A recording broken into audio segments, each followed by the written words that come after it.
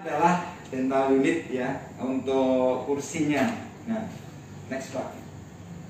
Kursi gigi itu sangat disarankan, bahkan wajib untuk menggunakan stabilizer ya.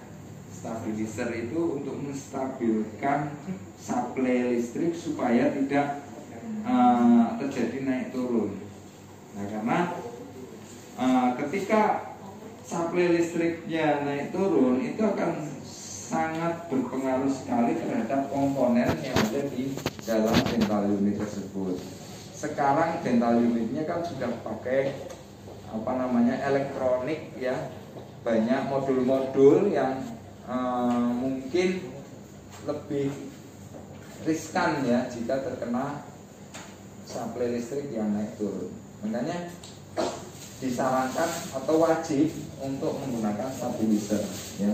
Ini bisa digunakan di puskesmas, di praktek dokter, di rumah. Nah, ini penggunaan stabilizer ini cukup digunakan langsung Pak. Next Pak. Nah. Oke, lanjut. Nah, yang kedua adalah ketika Bapak Ibu sudah selesai praktek, itu disarankan untuk kursinya dinaikkan ke atas. Kenapa harus begitu? Karena ketika kursi masih di bawah, ini kan sudah ulir semua ya sekarang ya. Kalau dulu kan hidrolis. Kalau sekarang kan sudah, kalau hidrolis justru harus di bawah. Kenapa? Karena kalau ditaruh di atas nanti tekanan olinya akan lebih ada tekanan kayak ini, sehingga menyebabkan mungkin karena ada tekanan beban sehingga akan menjadi bocor ya, sil-silnya akan cepat bocor. Namun kalau pakai ini sekarang sudah ulir semua, baik backrestnya, baik naik turunnya itu sudah ulir semua, sehingga kenapa kok harus dinaikkan di atas? Ulir itu ketika di bawah, ketika kursi posisi di bawah, itu ulirnya kan akan menonjol ke atas, akan kelihatan. Nah, itu riskan sekali ada debu-debu masuk ke situ. Ketika nyapu, ketika membersihkan, itu ada debu yang masuk ke ulirnya, sehingga ketika nanti ke pas posisi di bawah, posisi dinaikkan, itu akan terjadi trouble di situ. Itu lama-lama akan terjadi trouble di ulirnya. Sehingga disarankan kursi ketika ketika selesai praktek dinaikkan ke atas sehingga ulirnya akan ketutup. Itu yang kedua. Lalu kemudian yang ketiga, jangan biasakan melepas kabel power ya, dental unit. Jadi kalau tidak menggunakan stabilizer, sebaiknya stop kontak yang dari dental unit itu dikasih stop kontak yang ada off onnya. Saklar. Ya, saklar gitu ya. Ada off onnya. Jangan cabut lepas. Nah, kalau dengan dicabut lepas itu biasanya akan terjadi gesekan yang terlalu sering sehingga akan ngeform, akhirnya bisa terjadi hitam di saklarnya, di stop kontaknya itu akan hitam, itu tandanya terbakar, terjadi foam. Itu biasanya seperti itu. Jadi kalau tidak pakai stabilizer, sebaiknya pakai stop kontak yang ada saklarnya. Kalau pakai stabilizer, matikannya di stabilizernya saja. Oke. Untuk mematikan dental unit cukup melalui off on yang ada di stabilizer. Ini kalau ada stabilizer. Biasanya di belakang dental unit itu kan frekuensi. Ya, itu hanya untuk ngontak memutus hubungan listrik dengan dental unit yang ada di komponen yang ada di dental unit. Tapi kalau sebaiknya kalau untuk lepas praktek itu langsung dari stabilizer. Jadi dari dental unit betul-betul netral, tidak ada saluran apa-apa. Nah, ini juga disarankan jangan biasakan membuka cover bawah dental unit kecuali ada petunjuk teknisi. Jadi mungkin sekarang kan sudah canggih ya, kalau ada trouble dengan dental unit, lebih baik video call aja sama teknisi. Ini mana-mana yang harus saya buka gitu. Sekarang lebih enak begitu. Jadi bisa nanti akan diarahkan teknisi. Karena di dalam ini cover dental unit ini, mohon maaf, itu banyak kabel-kabel yang mungkin kalau membuka itu bisa putus. Kalau nggak tahu gitu loh, langsung dibuka gitu langsung bisa putus. Ini gitu. Jadi lebih baik sekarang video call aja. Kalau jangkauannya jauh kan video call aja dengan teknisi, siapa yang biasa teknisinya ngerjakan nanti bisa dengan arahan-arahan teknisi itu insya Allah akan lebih gampang ya.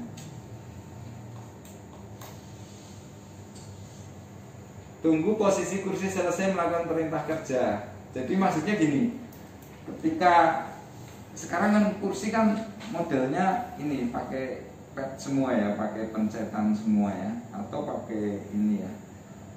Nah, tidak hanya kursi Genatus saja, tapi semua kursi saya kira sudah pakai seperti ini. Jadi maksudnya kalau kursi itu lagi dinaikkan, itu sampai kursi itu betul-betul naik sampai selesai, baru diperintah kerja yang lain. Misalnya baru naik ini, kok tiba-tiba di stop atau langsung direbahkan, kalau itu tidak otomatis rebah dan naik, itu akan mengganggu komponen yang ada di patch tersebut ya. Biasanya modulnya itu mudah error, itu error. Biasanya IC-nya yang mudah error, IC-nya. Oke. Pastikan ketika akan membersihkan lantai di sekeliling dental unit. Nah, ini di sini adalah ada komponen-komponen seal, kemudian apa namanya katup untuk membuka tutup itu selenoid ya, selenoid. Nah, kalau selenoid itu kalau kena debu itu biasanya akan mengganggu. Debu itu akan mengganjal, lama-lama akan mengganjal dan akan membuat saluran-saluran yang mungkin periwiserinya kok netes terus itu ada selenoid yang terganjal debu atau kotoran, atau high speednya kok netes terus gitu ya, tanpa digunakan kok netes terus. Nah, ini biasanya di sini ini ada kotoran yang masuk ke dalamnya,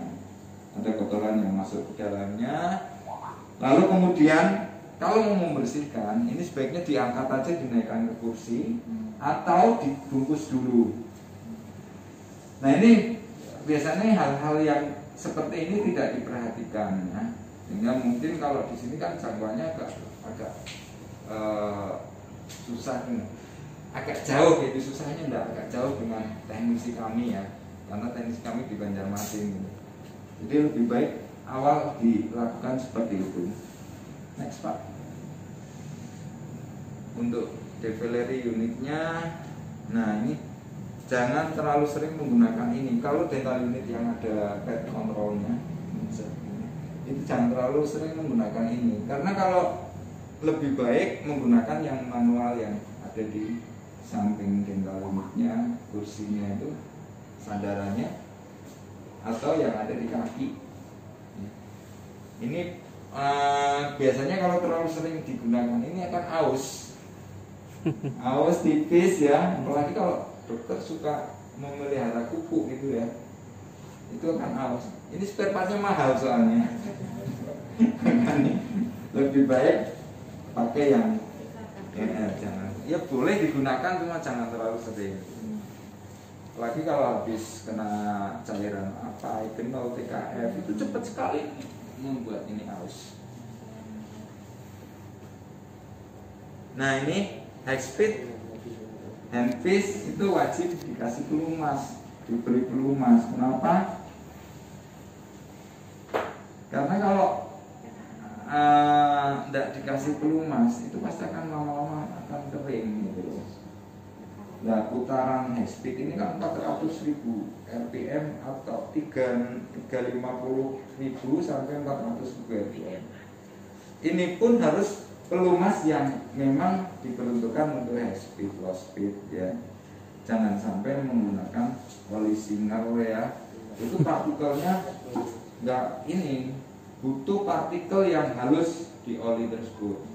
Sehingga harus menggunakan oli memang yang diperuntukkan untuk high speed. Di pasaran ada WNH, ada Panair gitu. Kalau mau lebih bagus lagi ya pakai tadi yang Asistina ya. Asistina yang 28. Nah, Bapak Ibu dokter disarankan ya silakan.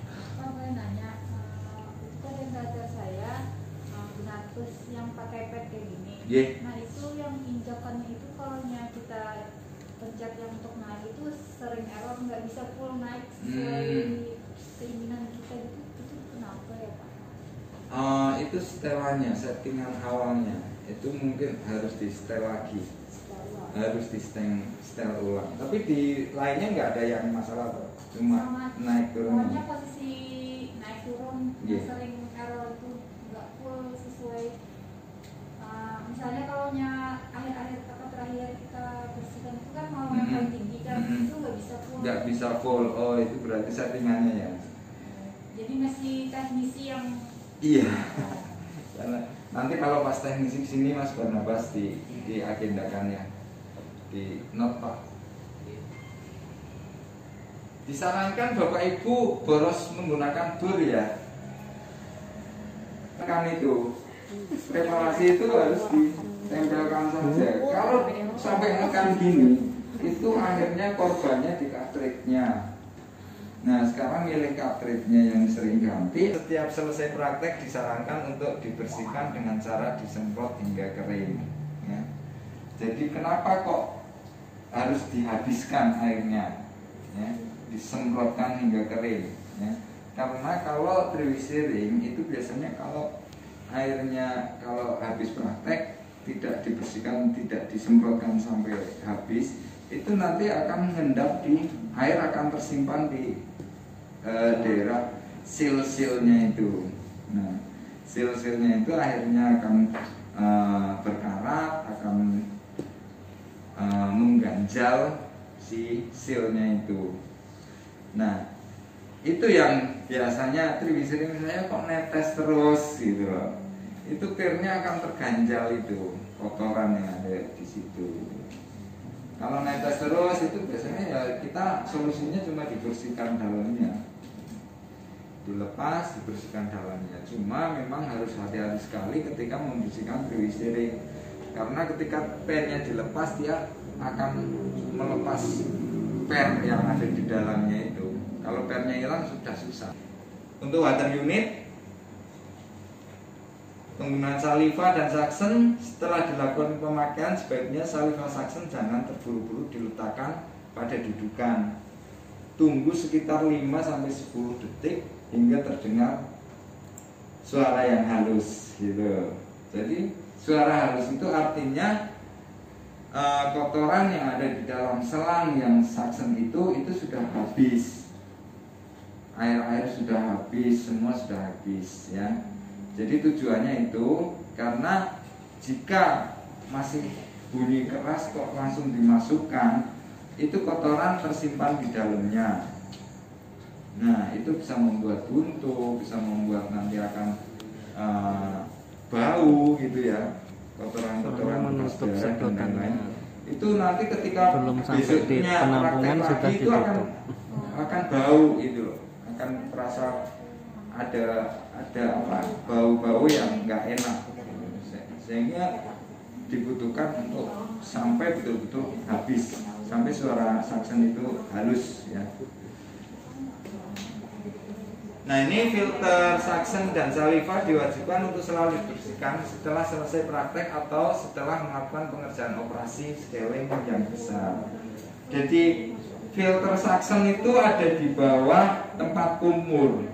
Nanti diulurkan aja tempat kumur, ini suction ya. itu diurutkan nanti dilepas, itu di situ ada filternya. Atau itu di bawah unit itu ada dua tutup, itu kalau yang Donatus ini ya, yang ada dua tutup. Nah, dua tutup itu adalah filter juga, itu bisa dibersihkan, diangkat, bersihkan. Lanjut. Ini juga kadang-kadang hal yang sepele tapi kurang diperhatikan, akhirnya bisa menjadi problem yang besar. Ini pada saat pengisian ulang tabung air, pastikan sisa air yang ada dalam tabung terbuang seluruhnya. Jadi kalau tabung air itu harus kalau mau ganti harus dibersihkan habis. Karena kalau tidak habis itu biasanya tinggal nambah, itu akan lama-lama berlumut. Ya. Nah, kotoran-kotoran yang dari lumut itu akan naik, ikut angin, ikut air ke selang-selang dan high speed, itu akan menjadikan buntu. Jadi disarankan kalau mau buka tambah air atau ganti air, ya dihabiskan semua. Next Pak. Selesai praktek, bersihkan bawah tempat kumur ya, menggunakan lap bersih sehingga tidak timbul lumut dan bau tidak sedap. Membersihkannya bisa pakai ini aja ya, biasa siram air 1 galon, 1 hidup gitu ya. Satu apa itu namanya? Sidu itu apa namanya? Sidu. Nenek gayung. Gayung. Iya, itu bisa. Nanti tinggal dilapin. Nah, untuk kompresor, ini kompresor membersihkan filter air angin. Filter angin ini di sini. Di sini ada bulatan, kemudian ada spons di dalamnya, itu bisa dibersihkan ya. Lalu kemudian lakukan drain. Ini di tabung kompresor disarankan ditambah auto drain. Jadi maksudnya gini, kompresor ini kan kalau terisi udara terus itu akan terjadi apa ya, lembab, akhirnya akan embun dan akhirnya di sini ada tampungan air yang kalau tidak dibuka itu air itu akan nampung di sini, sehingga ketika Bapak Ibu dokter melakukan penambalan gigi ya, yang harusnya ketika mau aplikasi bonding itu kavitas harus kering, ternyata ketika semprot triwisirin anginnya ikut ada airnya, ada kelembaban di situ karena kompresornya banyak air. Nah itu akhirnya kompositnya kok lepas terus gitu ya. Itu bisa terjadi seperti itu. Kok kompositnya jelek lepas gitu. Padahal itu kondisinya kompresor yang tidak pernah dibuka. Nah, caranya buka gimana? Ini di bawah ini ada buka tutupnya. Jadi minimal 3 hari sekali untuk dibersihkan kompresornya, dikeluarkan dari bawah. Kalau tidak pernah dikeluarkan pasti airnya penuh dan keluarnya itu coklat ya, karena ada karat di dalam. Itu kompresor tidak disarankan menggunakan stabilizer ya, karena dia membutuhkan supply yang cukup tinggi ya, 1200-an untuk supply airnya. Oke, next. Ini ultrasonic scaler ART, ultrasonic scaler apapun ya, merek apapun. Penggunaan tip scaler. Jadi untuk menggunakan tip scaler itu kadang-kadang getarannya kurang. Kalau getarannya kurang, bisa masangnya tipnya enggak kenceng atau tipnya memang sudah aus. Jadi lengkungnya sudah berkurang, itu akan berpengaruh sekali terhadap getaran ultrasonic scaler. Tipnya itu yang bengkok ini atau yang itu sudah aus, karena itu sudah berkurang itu akan mempengaruhi sekali terhadap getaran. Kemudian pastikan bahwa air yang keluar itu spray. Kalau air yang keluar dari scaler itu tidak spray, netes atau mancur, itu kemungkinan getarannya nggak ada atau masanya tip kurang kencang, ya, kurang kencang. Next, ini untuk LED cure. Jadi ini LED cure ini saya bedakan menjadi dua sekarang. Dulu LED cure yang ini masih pakai lampu halogen, kalau yang sekarang sudah menggunakan LED semua. Rata-rata untuk produk LED cure sekarang adalah sudah LED. Nah, jarak penggunaan probe dan kebersihan probe. Jadi jaraknya penggunaan probe untuk menyinar komposit itu kalau terlalu dekat biasanya akan nempel komposit yang ada di probe. Jadi dekat tapi jangan sampai nempel. Itu akan berpengaruh nanti terhadap intensitas cahaya yang keluar dari LED cure tersebut. Lama-lama LED cure-nya kok lama sekali untuk menyinar, untuk mengeringkan. Itu biasanya pengaruhnya di situ. Atau memang lampunya sudah harus ganti. LED cure dengan lampu halogen, pastikan kipas mati baru di off-kan dari powernya. Karena kipas ini fungsinya untuk mendinginkan lampu halogennya itu. Biasanya kan terdengar itu kipasnya masih nyala. Kalau sudah mati baru di off-kan dari powernya. Next, LED cure dengan power baterai. Perhatikan pengisian ulang baterai dari pabrik charger. Ini biasanya terjadi di LED ya.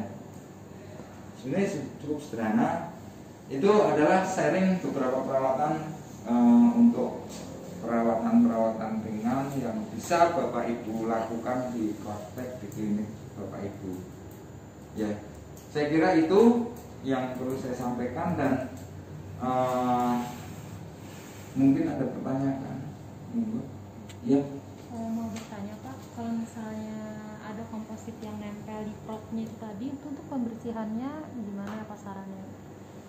Ada masukan Pak Barnabas? Biasanya dikikis saja dokter, pelan-pelan dikikis saja. Pakai instrumen gitu? Ya pakai instrumen apa? Karena kan udah keras kan tuh. Iya. Kalau misalnya ada kunjungan teknisi, silakan ke teknisi saja. Fotonya di mana?